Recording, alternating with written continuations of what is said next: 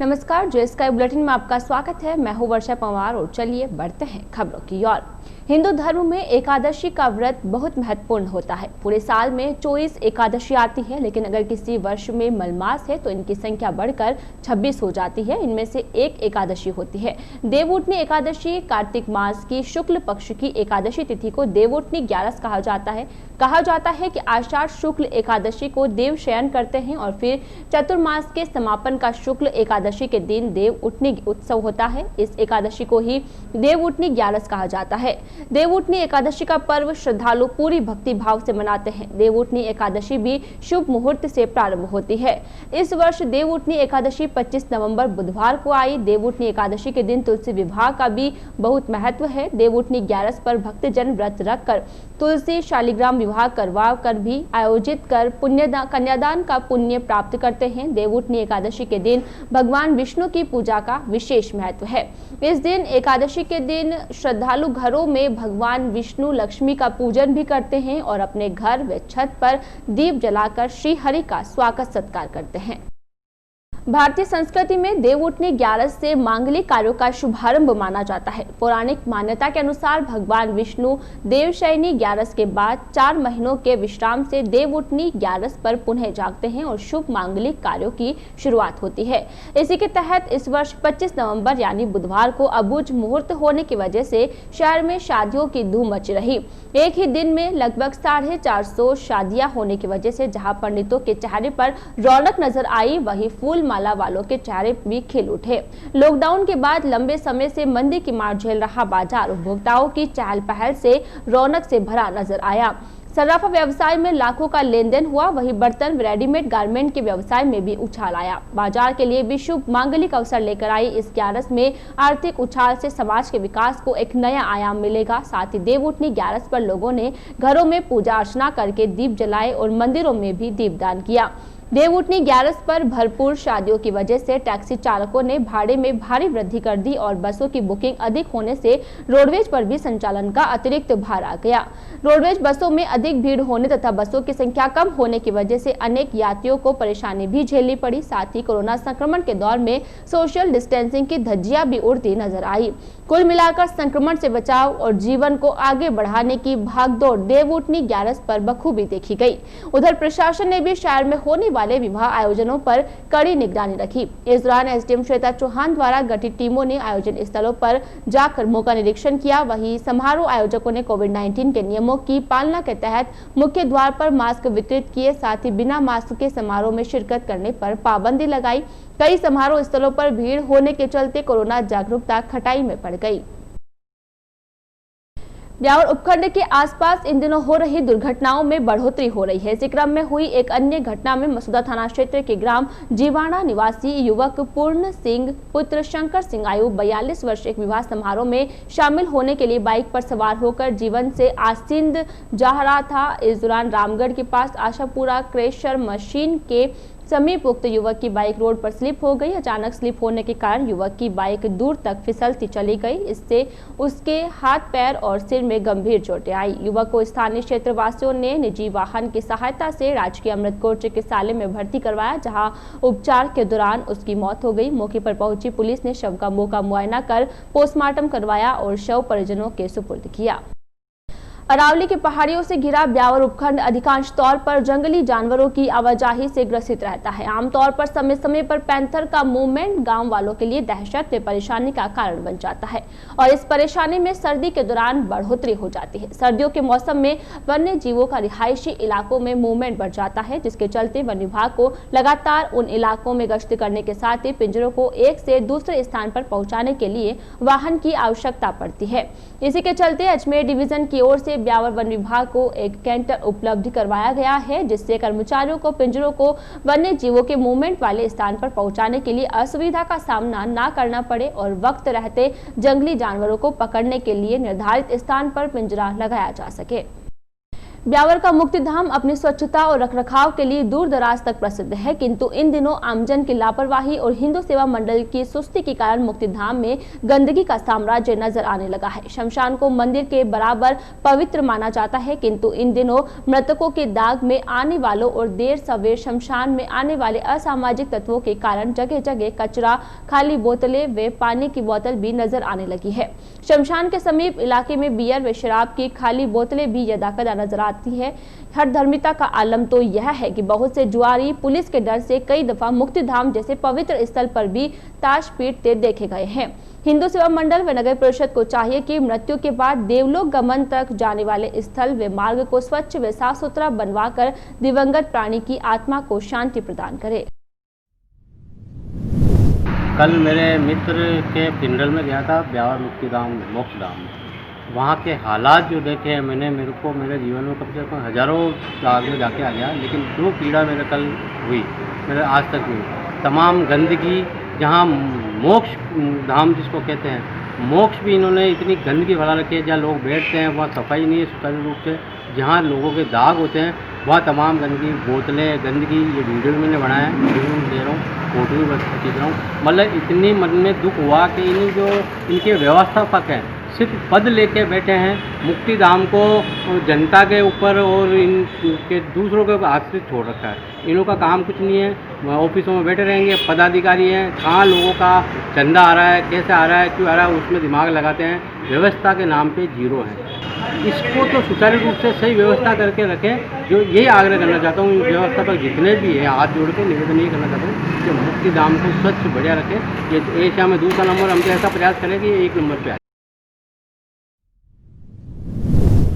शहर में इन दिनों विजयनगर के अमरूदों की बहार आई हुई है। इन दिनों विजयनगर के स्वादिष्ट व मीठे अमरूद शहर के भगत चौराहे, टांगगेट तथा मेगा हाईवे पर बिक रहे हैं। स्वाद में मीठे तथा सुपाच्य विजयनगर को अमरूद आजकल खाने वालों की पहली पसंद बने हुए हैं। सर्दी के फलों में सेब, केले के बाद अमरूद ही श्रेष्ठ फलों में शुमार है। विजयनगर के आसपास के क्षेत्रों में बहुतायत से मिलने वाला यह फल स्वास्थ्य के लिए भी काफी गुणकारी होता है। अमरूद का नियमित सेवन करने से कब्जे की समस्या में राहत मिलती है। फल के साथ ही अमरूद की पत्तियों का सेवन मुंह के छालों को दूर करने में कारगर होता है। अमरूद का रायता, चटनी, अचार और शेक खाने का स्वाद बढ़ा देते हैं। अमरूद मेटाबॉलिज्म को सही रखता है, जिससे शरीर में कोलेस्ट्रॉल का स्तर नियंत्रित रहता है। अमरूद की तासीर ठंडी होती है, पेट की बहुत सी बीमारियों को दूर करने का रामबाण इलाज है। अमरूद के सेवन से कब्जे की समस्या दूर हो जाती है। इसके बीजों का सेवन करना भी स्वास्थ्य के लिए बहुत फायदेमंद होता है। अमरूद में विटामिन सी की पर्याप्त मात्रा होती है, जिससे अनेक बीमारियों में फायदा होता है।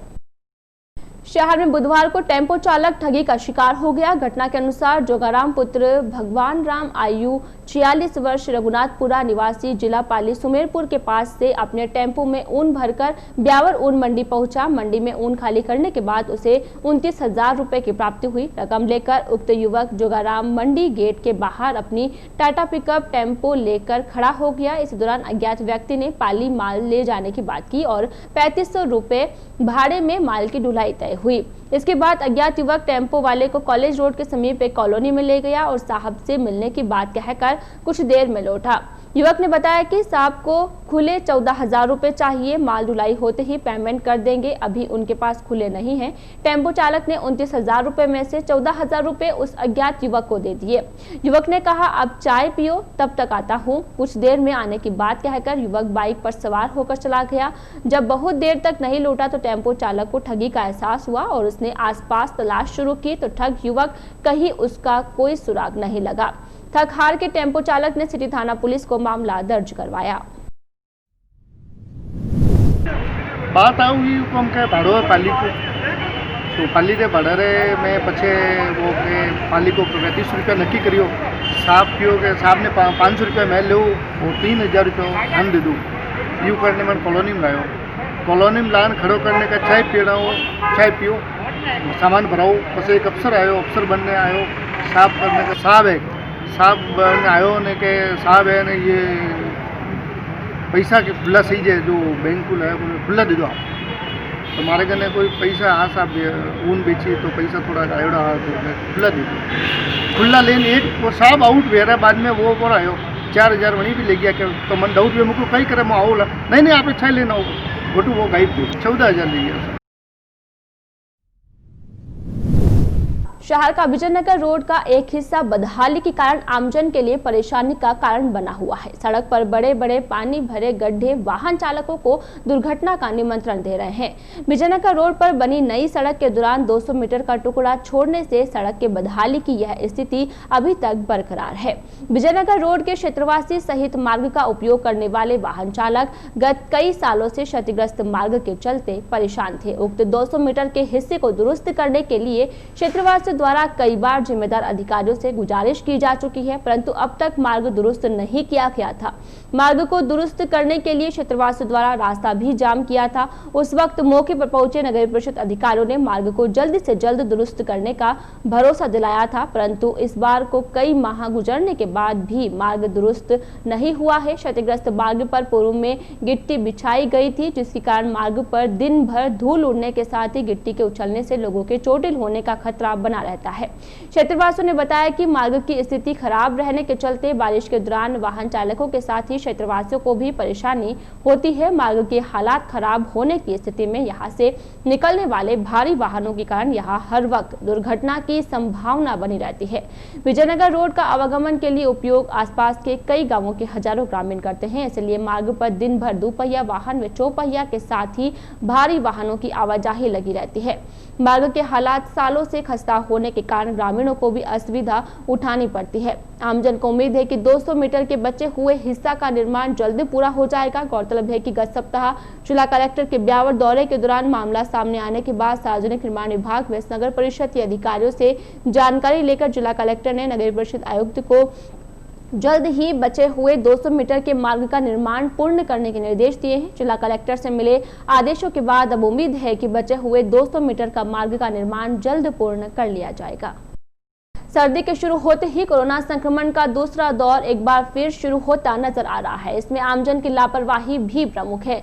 इन सबसे परे राज्य सरकार आमजन को संक्रमण के दौर में भरपूर सुविधा जुटाने के लिए कमर कसी हुई है। इसी के तहत जहां अस्पतालों में कोविड सेंटर में खाली बेड की समस्या है, उनके लिए समाधान के तौर पर रेलवे को भी शामिल किया गया है। रेलवे द्वारा उपलब्ध कराई गई यात्री वैगन में कोविड आइसोलेशन वार्ड बनवाए गए हैं। रेलवे के ट्रेन वैगन में संक्रमित मरीजों के लिए आपातकाल के लिए सामान्य रूप से चिकित्सा सुविधा उपलब्ध करवाई गई है। ऐसे ही एक रेलवे बोगी आइसोलेशन वार्ड के रूप में ब्यावर रेलवे स्टेशन पर भी खड़ी की गई है, ताकि जरूरत पड़ने पर इस वैगन को आपातकाल में अधिक संख्या संक्रमित क्षेत्र में भेजा जा सके। इस खबर के दौरान JSK चैनल की आमजन से अपील है कि घर से बाहर निकलने पर मास्क अवश्य लगाएं, 2 गज की दूरी बनाएं और जरूरत हो तो ही घर से बाहर निकले। याद रखिए, संक्रमण से बचाव ही उपचार है। शहर में इन दिनों शादियों की भरमार और बाजार में उपभोक्ताओं की आवाजाही आमजन पर भारी पड़ रही है। सोशल डिस्टेंसिंग की धज्जियां उड़ने के कारण कोरोना संक्रमण फिर पैर पसारने लगा है। कोरोना के बढ़ते आंकड़ों के दौरान बुधवार को 31 संक्रमित मरीज सामने आए। इनमें 11 पुरुष और 20 महिला कोरोना टेस्ट पॉजिटिव आया। चिकित्सा विभाग ने अधिकांश मरीजों को घर में ही आइसोलेट रहने की हिदायत देकर दवाई शुरू की है। आमजन को संक्रमण के दौर में कोविड गाइडलाइन की पालना करना जरूरी है। सोमवार को 158 जनों के कोरोना सैंपल लिए गए थे। देवउठनी एकादशी के शुभ मुहूर्त पर भारत विकास परिषद ब्यावर पब्लिक चैरिटेबल ट्रस्ट के माध्यम से एम्बुलेंस का लोकार्पण कार्यक्रम का आयोजन किया गया। भावी परिषद सदस्य दीपक झंवर परिवार के सह सहयोग से आयोजित लोकार्पण कार्यक्रम में शाखा सचिव प्रशांत पाबूवाल ने बताया कि बुधवार को अजमेर रोड स्थित ब्रजचंदा गार्डन परिसर में एक समारोह का आयोजन किया गया। समारोह में विशिष्ट अतिथि के रूप में दीपक झंवर परिवार तथा मुख्य अतिथि के रूप में AKH PMO डॉक्टर आलोक श्रीवास्तव ने शिरकत की तथा समारोह की अध्यक्षता शाखा अध्यक्ष राजेंद्र काबरा ने की। पाबूवाल ने बताया कि लोकार्पण कार्यक्रम के दौरान दीपक झंवर परिवार द्वारा विधिवत जनहितार्थ रोगी वाहन पर तिलक, रोली मोली, माला, नारियल आदि से पूजन कर लोकार्पण किया। इस अवसर पर AKH PMO ने संबोधित करते हुए बताया कि भारत विकास परिषद एक जनहितार्थ कार्यों में हमेशा आगे रहने वाली संस्था है और इस कोविड-19 के समय नई रोगी वाहन की जनहितार्थ उपलब्ध कराना बहुत सराहनीय कार्य है। साथ ही PMO ने परिषद परिवार व झंवर परिवार का आभार प्रकट किया। इस अवसर पर भावी परिषद परिवार द्वारा दीपक झंवर परिवार को सम्मान पत्र देकर सम्मानित किया गया। इस लोकार्पण समारोह के अवसर पर शाखा अध्यक्ष राजेंद्र काबरा, उपाध्यक्ष आलोक गुप्ता, सचिव प्रशांत पाबुवाल, भागीरथ हेड़ा, दीपक झंवर, जसपाल सिंह हुडा, नरेश मित्तल, जितेंद्र गर्ग, अनिल कुमावत, कन्हैयालाल शर्मा व झंवर परिवार के सदस्यगण आदि उपस्थित थे। शहर में कोरोना जागरूकता अभियान के तहत नगर परिषद प्रशासन की ओर से सब्जी मंडी व अन्य सार्वजनिक स्थानों पर बिना मास्क घूमने वालों के खिलाफ कार्यवाही की जा रही है। बुधवार को नगर परिषद आयुक्त जब्बर सिंह के नेतृत्व में परिषद की विभिन्न टीमों ने कोरोना संक्रमण रोकथाम व बचाव के लिए सब्जी मंडी में बिना मास्क घूमने वालों के चालान बनाए व सोशल डिस्टेंसिंग की पालना नहीं करने वालों को पाबंद किया। इस मौके पर आयुक्त जब्बर सिंह, पैरोकार मनोज शर्मा, राजेंद्र सैन, उमर फारूक, जमादार दुलीचंद सांगेला, राजेंद्र पंडित, अशोक लखन, सुनील गोयर, अजय जावा, जितेंद्र सहित अन्य कर्मचारियों द्वारा सब्जी विक्रेताओं, ठेला चालकों व व्यापारियों को जागरूक किया गया तथा उन्हें मास्क निरंतर पहने रखने के लिए समझाइश की गई। बुधवार को हुई कार्यवाही के दौरान बिना मास्क वाले 15 व्यक्तियों से जुर्माना वसूला गया। मेवाड़ी गेट से अजमेरी गेट, भारत माता सर्किल से मुख्य बाजार होते हुए सेंधा रोड व उदयपुर रोड और बस स्टैंड के आसपास के क्षेत्रों में सुबह व दोपहर 2 बार आयुक्त के नेतृत्व में टीमों ने माइक से अनाउंस कर अनावश्यक होने से ही बाजार में आने, राज्य सरकार की एडवाइजरी की पालना करने, मास्क निरंतर पहने रखने व दुकानों पर भीड़ नहीं कर एक ग्राहक को क्रमबद्ध तरीके से माल बेचने की समझाइश भी की। आयुक्त ने बताया कि राज्य सरकार ने बिना मास्क पाए जाने पर जुर्माना राशि में बढ़ोतरी करते हुए अब 500 रुपए का जुर्माना वसूलने के आदेश जारी किए हैं। साथ ही राजस्थान महामारी अधिनियम 2020 के अंतर्गत जारी किए गए विनियमों में शादी समारोह में आमंत्रित किए गए मेहमानों की संख्या 100 से अधिक नहीं होने के प्रावधान की पालना नहीं करने पर 25,000 रुपए का जुर्माना वसूलने के आदेश जारी किए हैं। अधिकारियों ने इस संबंध में सरकार की ओर से जारी दिशा निर्देशों की जानकारी देने के साथ कोविड-19 प्रोटोकॉल जैसे मास्क की अनिवार्यता, सामाजिक दूरी, सैनिटाइजर की उपलब्धता, थर्मल स्क्रीनिंग आदि की अनुपालना सुनिश्चित करने का प्रचार प्रसार किया।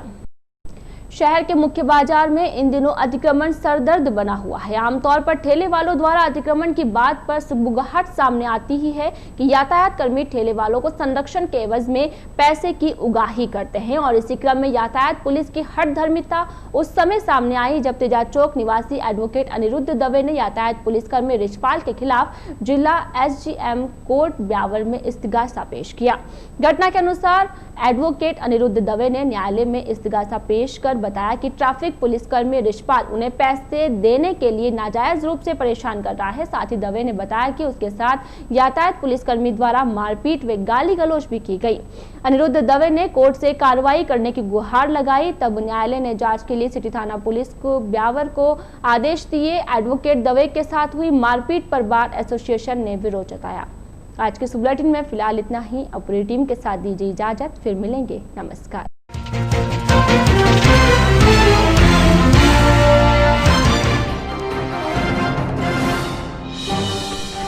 देवउठनी 11 पर भक्तों ने दीप जलाकर किया भगवान विष्णु लक्ष्मी का पूजन। मंदिरों में हुआ तुलसी शालिग्राम का विवाह। देवउठनी 11 पर रही उपखंड में शादियों की धूम, बाजार में आया आर्थिक उछाल। कोविड-19 को लेकर प्रशासन ने भी दिखाई सख्ती।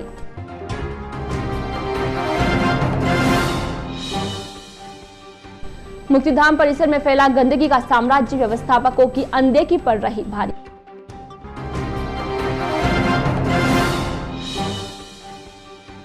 और बदहाल स्थिति में है शहर का विजयनगर रोड, कलेक्टर ने PWD को दिए सड़क निर्माण के आदेश।